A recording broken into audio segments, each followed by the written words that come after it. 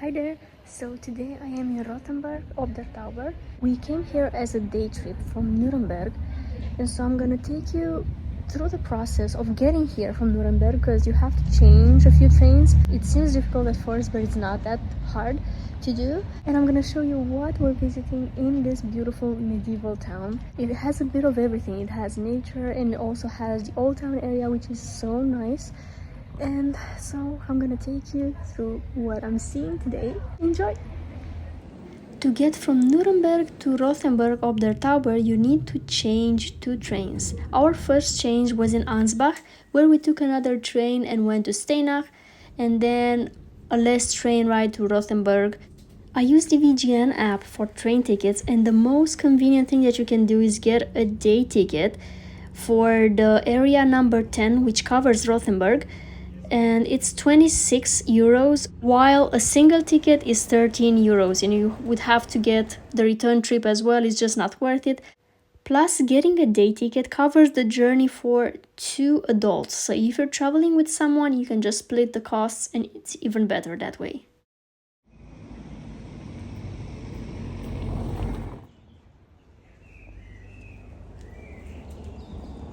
Rothenburg ob der Tauber translates as the Red Fortress over the Tauber, which is the river that surrounds the town. So the old town area is structured like a fortress. It's surrounded by walls that you can climb. You can basically walk around the old town on those walls, and it's a very scenic walk.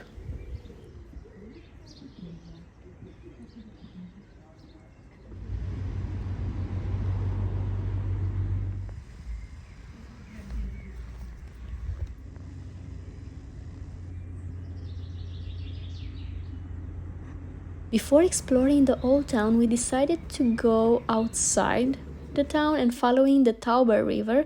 If you love nature, this is a must. The walk is so serene, but keep in mind that it can be a pretty long walk, so make sure to bring water and snacks. The first stop was at the Double Bridge, which is a very scenic spot where you can see the city from afar.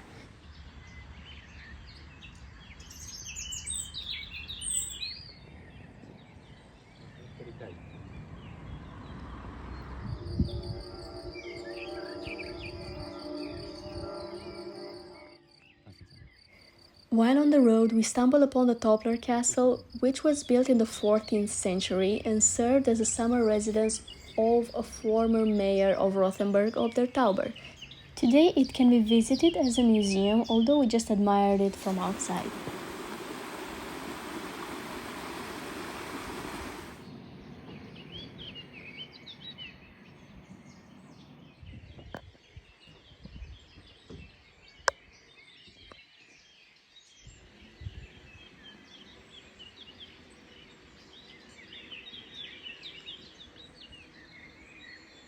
The nature is absolutely breathtaking on this walk. I felt so lucky that I got to see the area in spring while everything was in bloom and green.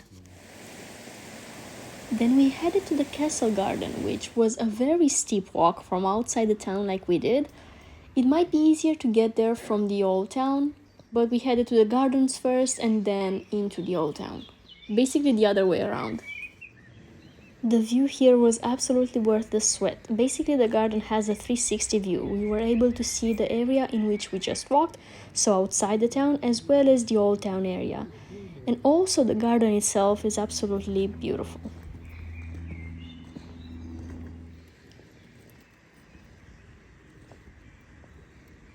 After that long walk in nature, we finally headed to the old town area.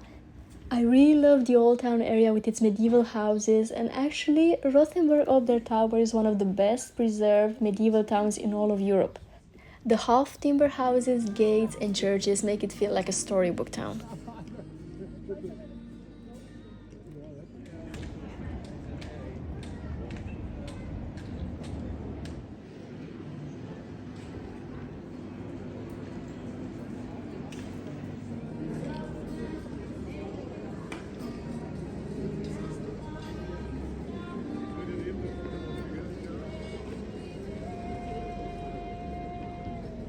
Rothenburg is known for their beautiful Christmas market, but a fun fact is that they're obsessed with Christmas all year round. Even their local dessert is called Schneeballen, which translates as snowball. Of course, we tried it. I'm always interested in trying local foods. They have a variety of toppings for this, but the base is the same, a deep-fried pastry, which in my opinion resembles a sweet biscuit. Rothenburg ob der Tauber was heavily damaged during World War II, but after the war, locals and international supporters worked to reconstruct damaged buildings in their historic style, which is why the town feels remarkably authentic today. However, Rothenburg isn't a recreated medieval town. A lot of the streets, towers, and houses are centuries old.